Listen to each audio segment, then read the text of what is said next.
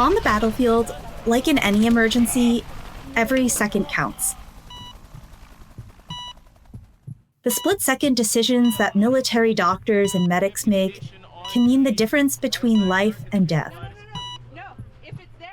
How can medics step into a high-pressure trauma scenario, forced to make split-second choices and refine their skills, without putting real lives on the line? What tools or technology might be needed? Imagine mannequins that don't stop bleeding until you apply a tourniquet correctly, or virtual reality headsets that use haptic feedback to simulate the feeling of providing care in combat. Those are just two of the advanced tools that already exist to give military health professionals the reflexes and experiences they need to save lives when it matters most. But who's pioneering these amazing life-saving tools? It's the Defense Health Agency's Defense Medical Modeling and Simulation Office. Tasked with strengthening joint medical readiness, survivability, patient care, and efficiency, DMMSO plays a vital role in preparing military health professionals for the realities of combat and crisis response.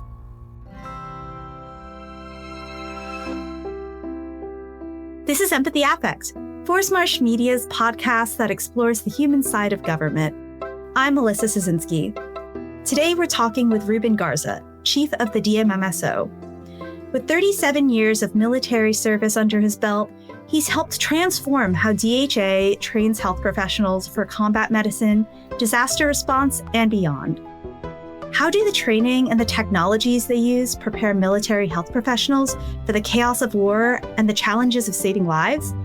Let's find out.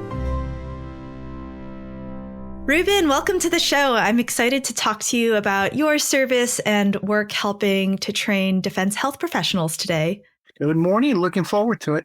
Yeah. So you've spent the last 37 years or so of your career working for the military. First of all, thank you for your service. I wanted to ask, can you share what drew you to serve with the Air Force initially, especially in the field of health? Well, good question. I'm from a southern border town in Texas, South Texas. So at that point, I always saw people join the military. Many of my friends joined the Army. I think I wanted to be a little different. So I went and saw the Air Force recruiter. Next thing I know is I'm in. How I got into the medical career field, it was one of those by luck. Positions were open in the medical field. My recruiter said, "Hey, would you like to join?" I had no background in medical. I didn't think I was going to be in medical for anything. So I decided to join. I came in 88, and it has been a great 37 years. Throughout all this, coming in, I was a medical technician, enlisted for about 11 years. I ended up getting my dual master's degree, 2 masters. With that, I applied for officership to stay in the medical field. So I was a medical service corps, another 11 years. And by fortunate, I was at my 22-year mark, decided to call it my retirement. I did, and I actually stayed on again to continue on medical side in the Department of Defense.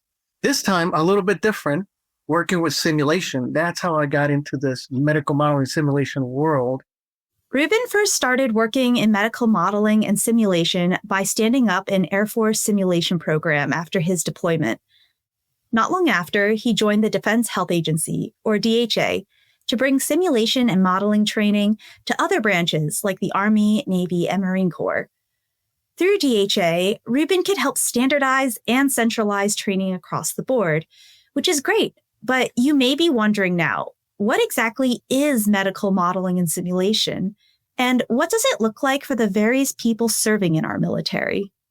Well, it's a type of training modality that we provide to our doctors, nurses, technicians across the board, so that way they can go ahead and get into a practical sense and use those muscle memories of what do they need to do if there's an injury, maybe an amputation and they're bleeding. How do we stop that? And then what do we do next? How do we transport them? So with all that, instead of using like you and me, live actors or individuals that we can, bring in that have volunteered, why not use a type of an example mannequin that we have out there that is a human-like, plastic, and they can give some responses. You can give medication, you can put a tourniquet, and the bleeding will stop. And some of the newer technology mannequins actually talk to you through a voice override that somebody is talking on the other side, and they can tell you as you go through the treatment and tell you, hey, this is what's going on. My leg hurts. I don't feel good. I'm dizzy, whatever might be the case. So there's that interaction also that gives our providers and our individuals a little bit better understanding of what treatment they have to do. And then plus, the other additional part is that we can throw other environments into. Maybe they're going to deploy someplace we know. An example would be Afghanistan, Iraq. Maybe the environment behind that would be for them to get a little bit more immersed. That's where we use mannequins or any other type of technology as we're now immersing ourselves in realities, augmented reality, virtual reality, extended reality, getting those sets and reps for our individuals so they can try it once. Maybe they make a mistake. Provide some feedback. Let's try it again, reset, and then try it again. And then as more training commences, maybe switch it up and throw another type of injury or maybe mass casualty. So that way our individuals are not just focused on one type, but they can sort of get that expanse of across the board of not one type of injury, but multiple injuries. So mannequins play a big part into our medical model simulation, realities, technology. So this is a way for us to get our individuals in the medical field trained and ready. With a combination of advanced mannequins, VR, AR, and a variety of scenarios, Ruben's team can deliver this medical readiness across the branches.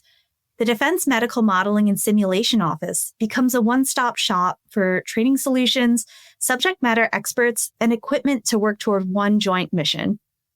Everybody in the medical model and simulation has one mission. How do we help our end users, our trainees, our docs, nurses, techs? That's why it's pretty easy for us to come together, work in a joint fashion as much as we can, because no longer are those days that the Air Force only stays with the Air Force, the Navy with the Navy, or the Army with the Army. Now it's more of a joint Army, Navy, Air Force. It's a mixture of even all the three services together. Why not train together? Why not bring everything that we do into one location and then expand that out to all the other services as they go out there and do their joint training events or joint deployments nowadays. So our office stands ready to help as much as possible, provide them whatever help they need, again, within the limits, as much as we can do just to help them out. And then the other one, let me just add a little bit more. Not only do we focus on our medical into the military, but we also have partners outside, industry partners. We're always talking to them, making sure that they have the latest and the greatest. Universities outside. We want to know what universities are using so that way we can sort of use the same thing. And our VA hospitals, same thing. What we do on the military side, Department of Defense, sort of seeps over into the veteran side of the house. So we have a good collaboration, communication with them. Yeah, it sounds like joint operations, not just in combat, but in readiness from a medical perspective is one pillar I'm hearing. And then I'm also hearing the nature of partnership beyond the military with those industry partners, with other agencies, with academia to bring the solutions to the table. I'm wondering what unique challenges the defense health space has faced in recent years and how your office has addressed them. I know that you were just talking about building joint readiness and trying to find new solutions, but are there any technologies or strategies that you've been applying to help address the challenges that our service members face? So the challenges have always been evolution. It's always changing in the military. As you can see, decades ago, we didn't have mannequins. We were just using each other, trying to get the best training that we can. When Iraqi freedom and Afghanistan came, that's when the mannequins were more introduced into the training. And now, as we fast forward into this time, technologies, again, realities play a big part. Mm-hmm. AI is coming around the corner, so I'm anxious. I feel like I'm in my early years of starting this and seeing how that's going to develop. I saw the mannequins develop and improve through the years. We usually just had a mannequin that just laid there, they didn't give you much, and the instructor would go, "He's bleeding. Put a tourniquet," and you go, "Where is the bleed? I don't see it." mannequins improve to the point that they have an amputation and they start bleeding, and you got to place that tourniquet until the bleeding stops. Wow. Fast forward realities.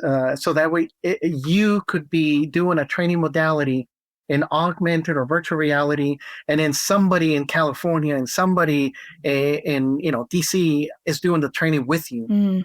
So multiplayer, so you can feel that jointness of training, other individuals, what they're doing, maybe cross collaborate into how you did this, do this way, and then learn from there. And then nowadays, two things besides artificial intelligence. The other one is haptics, getting a little better sense. So if you're on a virtual reality, augmented reality, some of the new equipment is tethered, meaning it's hooked up to a computer behind you. So that sort of gets on the way. The gloves are a little bit too big. Sometimes they're too heavy. They get on the way. Making them much simpler. Maybe nowadays they're thinking of doing just a small glove that fits over your finger digits, and you can still feel that if you're going to get a pen, there's no pen in front of you. You're actually feeling a pen that your fingers won't come together, but you feel something in between. That dexterity, I'm looking forward to how they're going to be making improvements. And how do we bring that into the medical simulation training? We stand ready for that. Our office is always communicating, like I said, with our end users, especially our courses that teach surgical, and helping those instructors and give them those top-notch technologies that they have. So the future is going to change. New evolutions of training technology capabilities are always in the forefront. We're always trying to stay with those new changes and then bring them into our central program office, and then pushing those out, again, where our end users are asking for that, to make sure that we meet those objectives. I'm wondering, from the service members' perspective, or people who are on the receiving end of the training, whether it's the personnel delivering the medical care or the people receiving it, what difference has it made to those people? Have you heard anything from colleagues? What kind of stories do they come back to you with? Yeah, no, what I've heard from individuals that come in for training, I'm going to give you one example. Here in San Antonio, Fort Sam Houston, we have Camp Bowler's readiness training. I always try to take an advantage and go and see those individuals. Many of them have had training. They go, hey, I saw you here 3 years ago. And they can tell me that after they got that training, and it's not just Camp Bowler's, it's across other locations as well in the military, but quite a few folks that I've seen have told me when they have received that training and then a few months later they deploy, some of that skills that they were doing in the training have paid off in their deployment area, and they have utilized them. What they tell me, it makes them a little bit easier, comfortable, not too nervous. Every person that sees something, an injury, they're going to have that nervousness of, oh my gosh, here they, but because of all the training that they received and the sets and reps that we said, they feel more comfortable that they can act, and they do, and it has paid off dividends, especially when they come back and they receive that extra training or new updated training. So they're always giving a good feedback, whether they're before they depart or after coming back. And it's always good to hear that whatever training we're using and the equipment we're providing them sort of pays off a little bit into the dividends of return on investment. I can tell you, when I was in my early Air Force years, we were doing some training, it was more of a one person to another person, or maybe, hey, here's a scenario, let me read it to you, this is what you would do. So we never really acted on it, and then you would go someplace and you were not really totally ready. Fast forward to now times, with this new technologies that we have, the simulators, this training that we provide, it gives them a little bit more ease of them knowing that they can do the job when it's being called at the right time to save a life and bring those injured individuals back home and be with their family. So it has paid off pretty good, and the responses have always been great feedback, especially with this new changes that we do and always adding something into it so that they're ready for whatever comes up next. Yeah. It sounds like as time has passed, you've built in more effectiveness into Yes. the programs you've been doing, whether it's through the different technology adoption or just how you're iterating. And right now in the greater government, there's a focus on effectiveness and efficiency. So I was wondering if you could expand on some of the achievements your office has made in terms of efficiency through the medical simulation and training. Yeah, so efficiency always play a big part. How can we, not do individual isolated training, but bring it more together? If we have services doing their own training on their own, sort of duplicating what the other services are doing, the Air Force doing it the same way the Army and the Navy, but yet they don't communicate, they don't talk to each other, we can find some efficiency because also each of the services are buying equipment and not doing that sort of simulated closed joint together training. So our office has brought and made some changes to that. We have standardized the equipment so that way we can use the greatest tool for the right mission and the right requirements and not having organizations or units buy their own stuff, not knowing what they need, and later, identify that, well, we only using it for this, and 80% is just stagnant. They're not being utilized. Why not get the right tool to the right location where they need the training? So our office has standardized, made it a little bit easier for services, unit, organizations to use the same thing. And now the efficiency and the cost declination that comes in there is instead of a service, Air Force, Navy, and Army buying 3 sets of equipment, why not bundle all that together? Now we can get a better price. Now we can get something that fits the organization, that is the right cost, at the right objective, that meets whatever service users will have to use, and then put it at those locations. So the efficiencies have been that our office looks into all that. And the other one is new, like I said, new technologies always around the corner. Our industry partners, the companies, are always innovative and coming up with new things that they know that we require as a mission changes. And it's our job to look at what type of technology out there fits this mission readiness training or this clinical. And that's where we go with, again, instead of having isolated buys and everybody sort of buying something different that they're not going to use, why not bring it together, centralize it, standardize it, and then sort of push it out across the board? Because the Air Force training and the Army and the Navy training are very similar. That's a few changes depending on the mission that each of the services have. But overall, the foundation is always the same, so we can provide the right tool when they need it. So that's why we were created as a central program office. Mm. You've spent a good chunk of your career now working in building simulations, the modeling, getting the capabilities up to snuff. So what lessons have you learned that you'd like to share with others who may want to adopt medical simulation and training capabilities?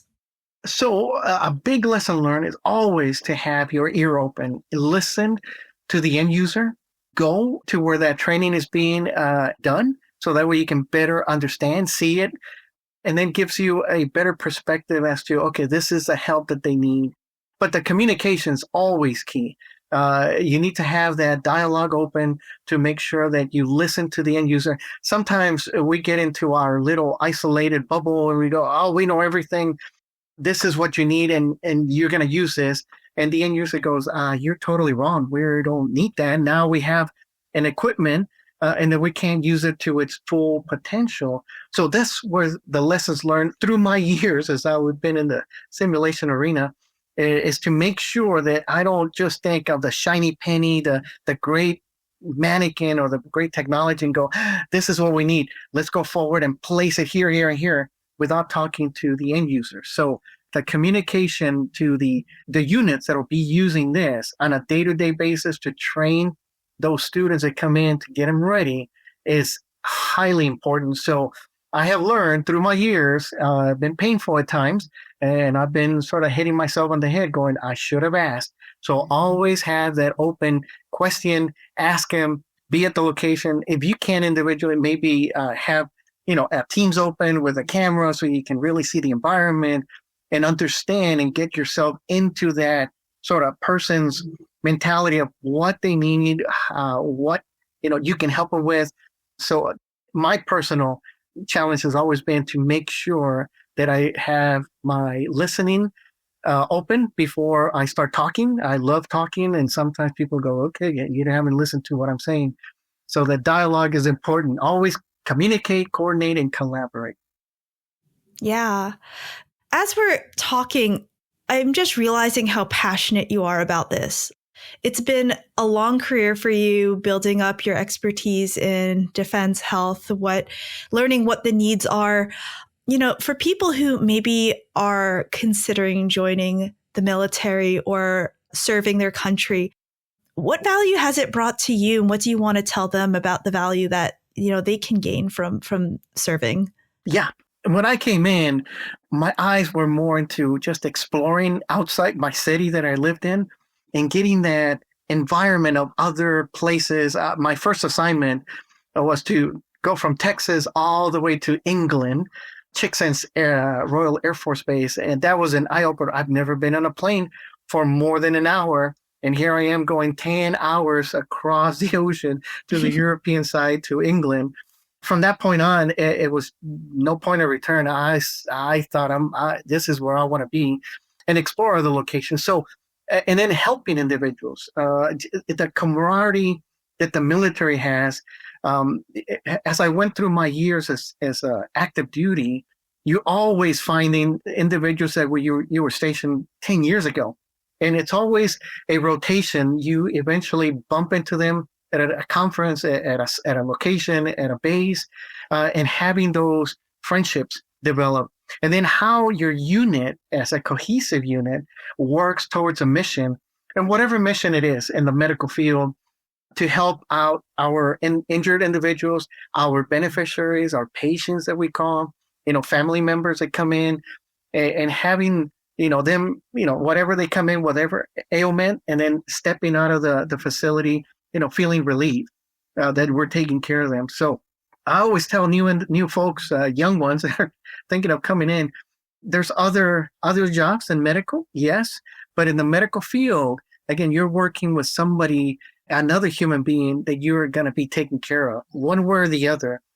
If I can fast forward towards the end of my active duty years, I was an operations officer in Germany, and my job was to make sure that whoever got injured in Afghanistan, Iraq, or any of those locations, that my job was to bring them back, help the medical individuals that took care of them, move them through the echelons of care, helicopter, or moving them to a airplane, and then having that aircraft come over to Germany, and then we could take care of them before we send them back to the United States for whatever extra treatment they need. So just a sense of feeling that you're accomplishing the movement of somebody that needs your help, and then actually meeting those individuals that you just heard about, explosion, whatever might be the case, get injured, and then you move them into where I was at in Germany, and then talking to them and knowing that they're going to be okay.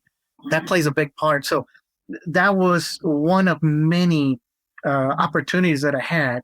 And I tell all young individuals that I know of, you don't know what's up ahead, but good things are always going to be there if you set your mind and you focus on what your job is and your mission, and you can accomplish that. So it's been, like I said, a great ride for me.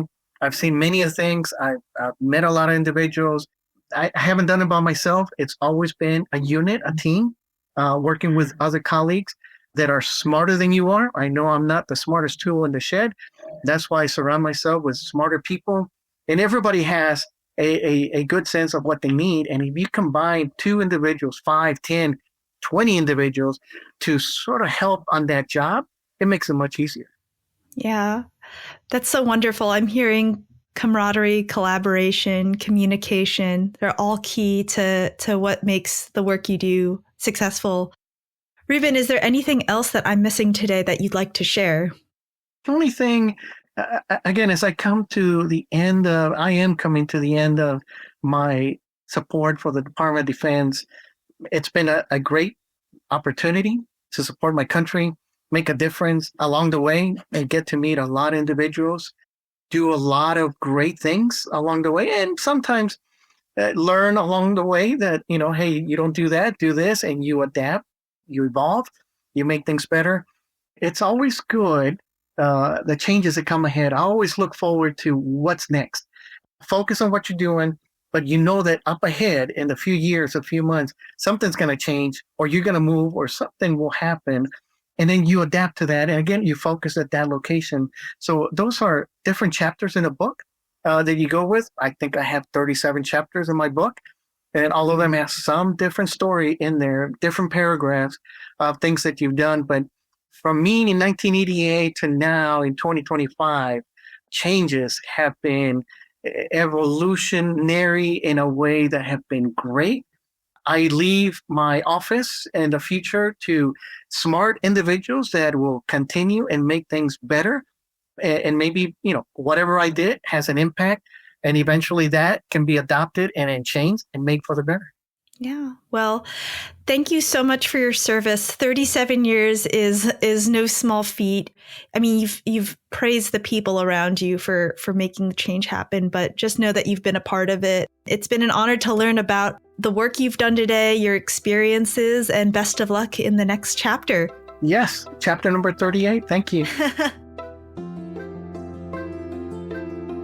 Congratulations again to Ruben as he soon starts his well-deserved retirement.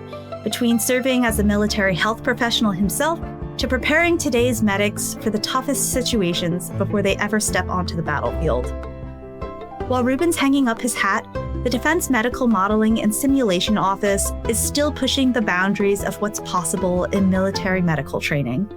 Check out the show notes if you want to learn more about what they're up to next. Thank you for tuning into Empathy Affect. If you enjoyed today's episode, make sure to give us a follow and review us wherever you get podcasts. And go ahead and share this conversation with a friend. Thanks, y'all. Empathy Effect is a product of Forrest Marsh. You can reach us at forrestmarshmedia@forrestmarsh.com with any feedback, questions, or inquiries. If you want to know more about today's guest, are interested in participating with Forrest Marsh, or becoming part of our community, check out our show notes for more information.